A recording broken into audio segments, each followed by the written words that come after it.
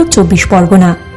1986 সালের 1 মার্চ পশ্চিমবঙ্গের অবিভক্ত 24 পরগনা ভেঙে তৈরি হয় এই জেলা। সদর শহর হিসেবে বেছে নেওয়া হয় বারাসতকে। আর্থসামাজিক অবস্থানের দিক দিয়ে বৈচিত্র্যপূর্ণ এই জেলা। সল্টলেক, নিউটাউনের মতো অত্যাধুনিক বিলাসবহুল শহর যেমন রয়েছে এখানে, তেমনই রয়েছে হিঙ্গলগঞ্জ, সন্দেশখালীর মতো সুন্দরবন অধ্যুষিত প্রত্যন্ত নদী বেষ্টিত এলাকা, যেখানে উন্নয়নের এখনও অনেক সম্ভাবনাই বিদ্যমান।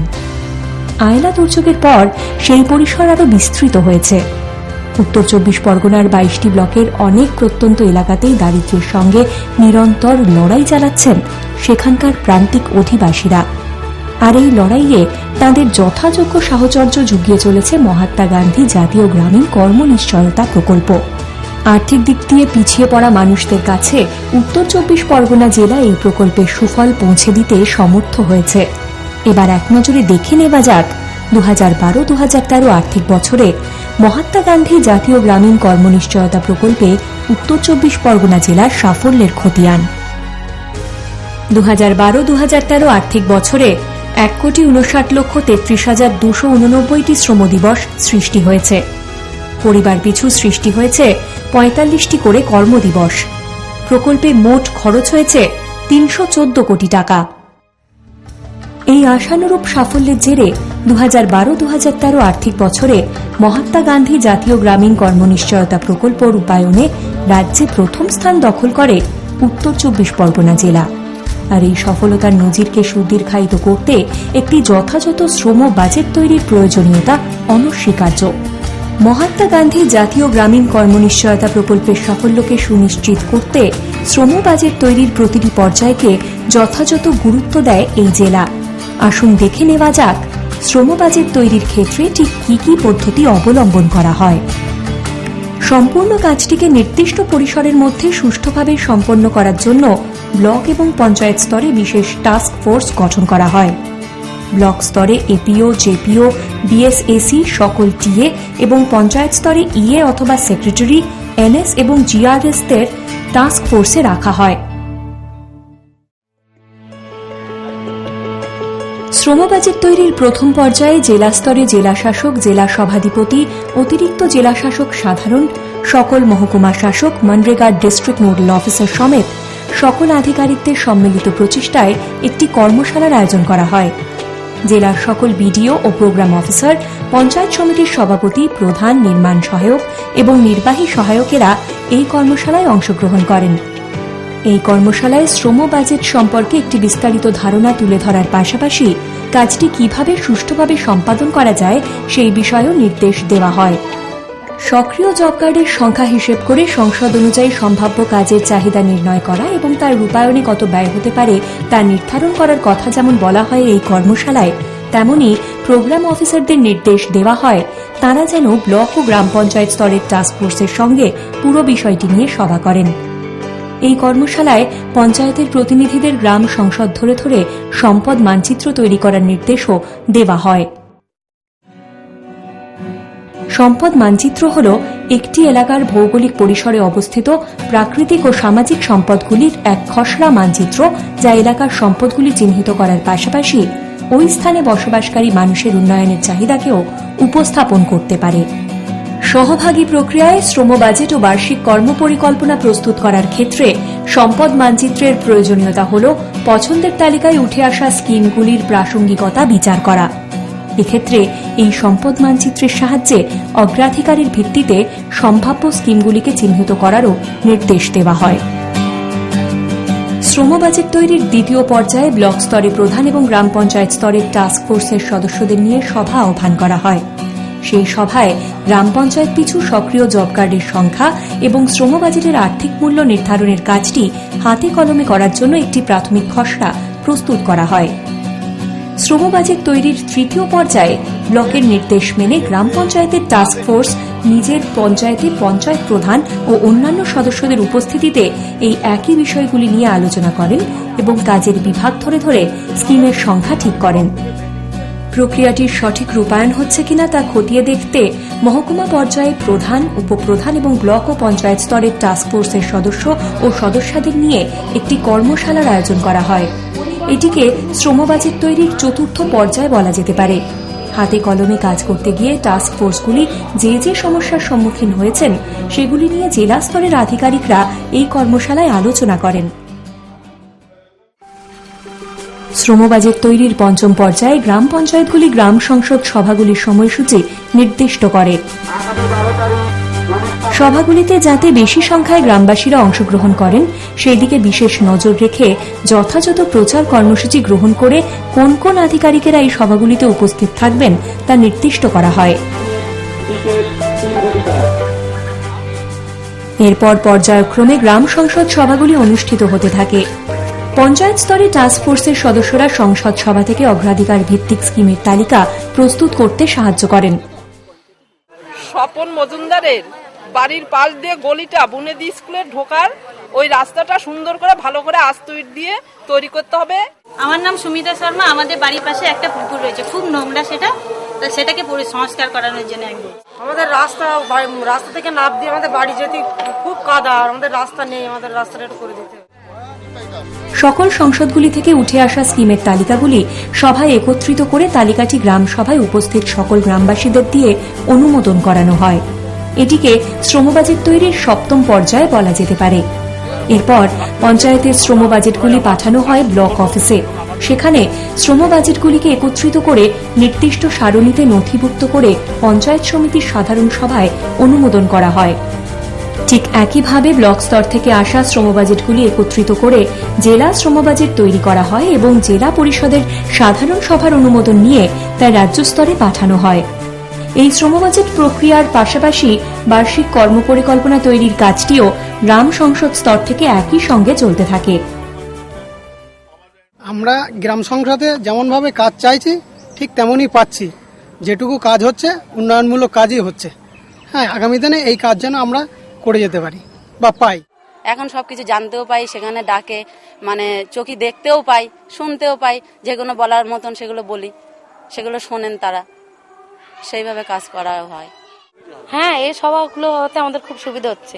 আমরা জানতেই পারছি সবকিছু, কোথায় কি করতে হবে না করতে হবে। ব্লক ও জেলা স্তরের অনুমোদন সাপেক্ষে এই বার্ষিক কর্মপরিকল্পনা ও শ্রম বাজেট কেন্দ্রীয় গ্রামোন্নয়ন মন্ত্রকের সরকারি ওয়েবসাইট nrega.nic.in এর নির্দিষ্ট স্থানে নথিভুক্ত করা হয়। এরপর নতুন আর্থিক বছর থেকে শুরু হয়ে যায় শ্রম বাজেটের সঙ্গে অঙ্গাঙ্গিভাবে জড়িত বার্ষিক কর্মপরিকল্পনা থেকে উঠে আসা প্রকল্পগুলির বাস্তবায়নের কাজ। উত্তর 24 পরগনা জেলার হাসনাবাদ, সন্দেশখালী, হিঙ্গলগঞ্জের মতো নদী বেষ্টিত ব্লকগুলির একটা বড় অংশের মানুষের প্রাত্যহিক জীবনের সঙ্গে গভীরভাবে জড়িয়ে আছে সুন্দরবন। বিভিন্ন কারণে দারিদ্র্য এখানকার মানুষদের জীবনের নিত্য সঙ্গী। প্রতি বছর এইসব এলাকা থেকে প্রচুর মানুষ দেশের অন্যত্র চলে যান রোজগারের খোঁজে। 2009 সালের বিধ্বংসী আয়লার পর এইসব এলাকার স্বাভাবিক জনজীবন দারুণভাবে বিপর্যস্ত হয়ে পড়ে।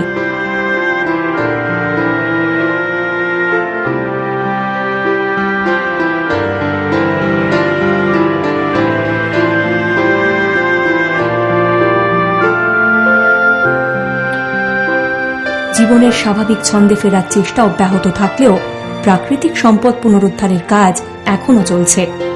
সর্বতোভাবে মনরেগাতে প্রকল্প বাছাইয়ের ক্ষেত্রে এই বিষয়টির দিকে বিশেষ নজর দেওয়া হয়। এইসব এলাকায় মনরেগার যে সমস্ত প্রকল্প হয় সেগুলির মধ্যে উল্লেখযোগ্য হল নদী বাঁধ মেরামতির কাজ। সুন্দরবন নদীমাতৃক এলাকা হওয়ায় এখানে নদী ভাঙনের একটা আশঙ্কা সবসময়ই থাকে। সেই বিপদ থেকে রক্ষা পেতে বছরের একটা বড় সময় ধরে এখানকার নদী বাঁধগুলির সংস্কারের কাজ করা হচ্ছে 100 দিনের প্রকল্পের অধীনে। এতে যেমন বন্যার কবল থেকে জনবসতি রক্ষা করা সম্ভব হচ্ছে, তেমনি প্রকল্পে কাজ করে গরিব মানুষদের হাতে আসছে বাড়তি কিছু টাকাও। মনরেগার একটি অন্যতম প্রধান লক্ষ্য হল কৃষিকাজ সহায়ক পরিবেশ তৈরি করতে সাহায্য করা। এই কাজে উল্লেখযোগ্য সাফল্য পেয়েছে উত্তর 24 পরগনা জেলা। আয়লার সময় সুন্দরবন এলাকার সেচ ডোবাগুলিতে নোনা জল ঢুকে যাওয়ায় প্রবল সমস্যায় পড়েছিলেন স্থানীয় কৃষকেরা। এই সমস্যার নিরসনের তাগিদে 100 দিনের কাজের আওতায় এইসব এলাকায় নতুন করে সেচ ডোবা কাটার কাজ শুরু হয়েছে। এতে কর্মসংস্থান সৃষ্টির পাশাপাশি ভবিষ্যতে সেচের ব্যবস্থাও তৈরি হয়ে থাকছে। স্বামীদের যে পয়সা আয় করে তাতে আমাদের সংসার চলে না, বাচ্চা কাচ্চা পড়ানোর দিক থেকেও অসুবিধা, মানে যা আয় করে তাতে আমাদের কোনো কিছুই হয় না। তো এইদিকে এই 100 দিনের কাজটা হলে আমাদের একটু সুবিধা হয় সংসারের দিক থেকে, বাচ্চা কাচ্চা পড়ানোর দিক থেকে। আমরা নদীর বাঁধটা সংস্কার করছি, আর নূতন পুকুর মানে কেটে জল রাখার প্রচেষ্টা করছি, চাষবাস বিভিন্ন রকম হবে। আর যেগুলো মুজে গিয়েছিল সেগুলো আস্তে আস্তে আমরা সংস্কার করার চেষ্টা করছি। কৃষিকাজ সহায়ক প্রকল্পগুলির মধ্যে উল্লেখযোগ্য হল গ্রামের মূল রাস্তা থেকে চাষের জমিতে সারা বছর ধরে যাতায়াতের উপযোগী রাস্তা বা ফার্ম নেট তৈরির কাজ। এই ধরনের রাস্তা তৈরি হলে জমি থেকে বাজারে ফসল নিয়ে যেতে সুবিধে হয়। মনরেগা প্রকল্পের আওতায় জেলায় বিভিন্ন প্রান্তে এই ধরনের অনেক রাস্তাই গড়ে উঠেছে। মাঠে যখন চাষের কাজ থাকে না, তখন এই কাজ করে রোজগারের সুযোগ পায় গ্রামীণ পরিবারগুলি। এছাড়াও 100 দিনের কাজে সমষ্টি উন্নয়নের নানা প্রকল্প রূপায়িত হয়ে চলেছে সমগ্র জেলা জুড়ে। ইটের রাস্তা তৈরি, রাস্তার পাশে পাকা ড্রেন তৈরির কাজ এর মধ্যে অন্যতম। এতে এলাকার নিকাশি ব্যবস্থা উন্নত হবার পাশাপাশি বর্ষাকালে যাতায়াতের ক্ষেত্রেও আগের থেকে অনেক বেশি সুবিধে হচ্ছে। জনবসতির মধ্যে থাকা পুকুরগুলির সংস্কার ও পাড় সংরক্ষণের কাজের ফলে উপকৃত হয়েছেন স্থানীয় বাসিন্দারা। আমার পঞ্চায়েতে 13টা সংসদ আছে। 13টা সংসদের মানুষ আমার কাছে কাজের জন্য আসছে। আমি সেই সব মানুষকে 100 দিনের কাজের মাধ্যমে কাজ দিতে পারছি এবং তারা আমাদের কাছে দাবি জানাচ্ছে কাজ করার জন্য, এবং আমি সেই কাজ দিতে পেরে আমিও পঞ্চায়েতে খুব উন্নতি করতে পারছি এবং মানুষদেরকেও কাজ দিতে পারছি। স্কুল বাড়িগুলির সামনের নিচু জমিগুলিও উঁচু করা হচ্ছে 100 দিনের প্রকল্পের আওতায়। এতে বর্ষাকালে যেমন স্কুলের সামনে আগের মতো জল জমছে না, অন্যদিকে তেমনি ছাত্রছাত্রীরা জায়গাটিতে খেলাধুলাও করতে পারছে। এই ধরনের কাজে মহিলা জব কার্ডধারীদেরই বেশি করে নিয়োগ করা হয়। আমাদের এই বিদ্যালয়টা মাঠে জল জমে যেত এবং বাচ্চা কাচ্চারা খেলাধুলা করতে পারতো না। এই 100 দিনের কাজে এই মাঠটা উঁচু হলো এবং আমাদের ছাত্রছাত্রীরা খেলাধুলা করতে পারলো এবং সর্বাঙ্গীন মঙ্গল হলো সকলের দিকে। 100 দিনের কাজে ব্যক্তিগত উপকারদায়ী প্রকল্পের আওতায় উপকৃত হয়ে চলেছেন এই জেলার অসংখ্য মানুষ, বিশেষত মহিলারা। বাংলাদেশ সীমান্তবর্তী বনগাঁ ও বাগদা ব্লকে ব্যক্তিগত উপকারদায়ী প্রকল্পের আওতায় তৈরি হয়েছে অসংখ্য কলাবাগান। কলা চাষ করে তা বাজারজাত করে নিজেদের জীবনযাত্রার মান অনেকটাই উন্নত করতে পেরেছেন আর্থিক দিক থেকে পিছিয়ে থাকা মহিলারা। আগে তো অভাব ছিল, আমাদের বাগানটা করে 100 দিনের কাজটা পাইয়ে আমাদের উপকারী হয়েছে, সব দিক থেকে আমাদের ভালো হয়েছে। পয়সা করে যা কিছু আমরা বেঁচেছি, ভালোই আমরা বেঁচেছি। ব্যক্তিগত উপকারদায়ী প্রকল্পের আওতায় অনেকে নিজেদের বাড়ির জমি মাটি ফেলে উঁচু করে নিচ্ছেন। এতে বর্ষাকালে বাড়িতে জল জমার সমস্যা থেকে মুক্তি পাচ্ছেন তারা। শুধু তাই নয়, উঁচু জমিতে নানা রকম ফলের গাছ লাগিয়ে 2 পয়সা বাড়তি রোজগারের পথও খুলে যাচ্ছে তাঁদের সামনে। আগে অসুবিধা ছিল, জল জমে যেত, জল জমে কাদা হতো, চলাফেরা করা যেত না। তার থেকে মাটি দেওয়ার পরে সুবিধা হয়েছে, জল কাদা কিছুই নেই।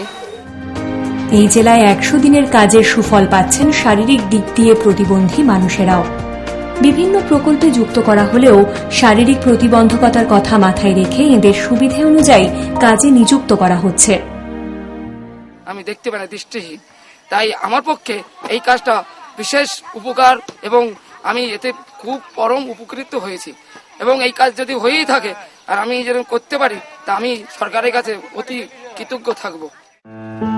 শ্রমবাজারের সঙ্গে অঙ্গাঙ্গিভাবে জড়িত বার্ষিক কর্মপরিকল্পনায় উঠে আসা প্রকল্পগুলির যথাযথ বাস্তবায়নের মাধ্যমে উন্নয়নের জোয়ার এসেছে জেলার আর্থিক দিক দিয়ে পিছিয়ে পড়া এলাকাগুলিতে।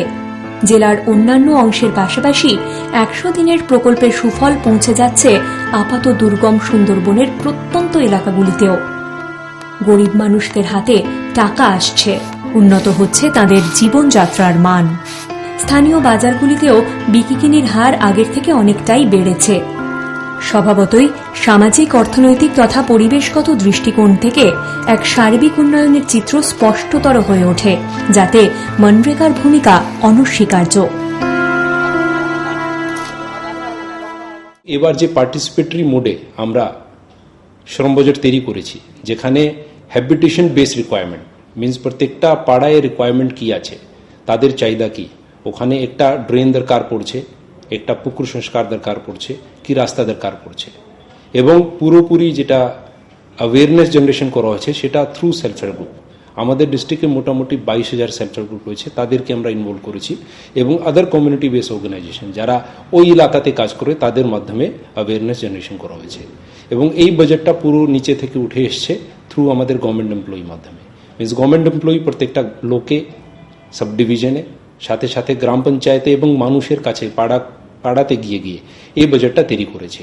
ওখানে তাদের চাহিদা কি আছে, মানুষের চাহিদা কি আছে, সেটা খাতা কলমে লেখা হয়েছে, এবং তারপরে এই বাজেটটা কম্পাইল করা হয়েছে, সো দ্যাট আমরা যে বাস্তবায়িত রূপান্তর আমরা করতে চাইছি আমাদের ডিস্ট্রিক্টে, যে রিকোয়ারমেন্ট অফ মানুষ কি আছে এবং সরকার কি দিচ্ছে, সেই গ্যাপটা যেটা না থাকে, এই গ্যাপটাকে যে গ্যাপ থেকে থাকে এই গ্যাপটাকে জিরো করতে গেলে এই অ্যাপ্রোচটা দরকার পড়ছে। এবং এই অ্যাপ্রোচ আমরা আগামী বছরে এবং তারপরেও যে সময় আমরা যে কোনো অ্যানুয়াল ইলেকশন প্ল্যান তৈরি করব, এই অ্যাপ্রোচটা আমরা নিয়ে চলব। এই অ্যাপ্রোচের একটা সব থেকে বড় সুবিধা থাকে কি যে সময় আমরা ইমপ্লিমেন্ট করি মানুষ যে চাইছে সেটাই পাবে। বিগত আর্থিক বর্ষগুলির সুনির্দিষ্ট শ্রম বাজেটের ওপর ভিত্তি করে মহাত্মা গান্ধী জাতীয় গ্রামীণ কর্মনিশ্চয়তা প্রকল্পে ধীরে ধীরে সাফল্যের শিখর ছুঁয়েছে উত্তর 24 পরগনা জেলা। বর্তমানে এই প্রকল্প রূপায়ণে সঠিক দিশা দেখাতে আরও বিশদভাবে সাহায্য করছে এই শ্রম বাজেট। আগামী দিনেও সাফল্যের ধারা অক্ষুণ্ণ রাখতে এই শ্রম বাজেট যে একই রকমভাবে সহায়ক হবে তা বলাই বাহুল্য।